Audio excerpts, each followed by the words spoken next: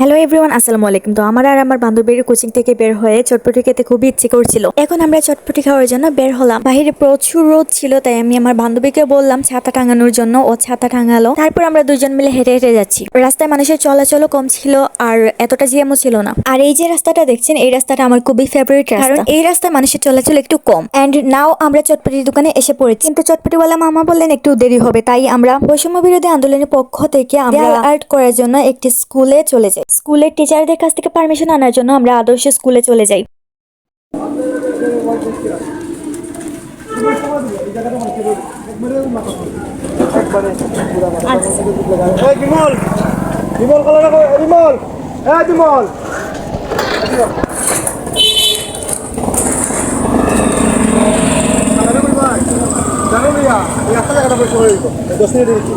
তারপর স্যার আমাদের খুবই সুন্দরভাবে বুঝিয়ে দেন কিভাবে আর্ট করতে হবে, কতটুকু জায়গা আর্ট হবে।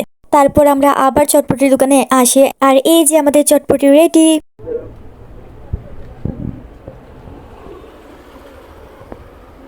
কি লাগছে বান্ধবী?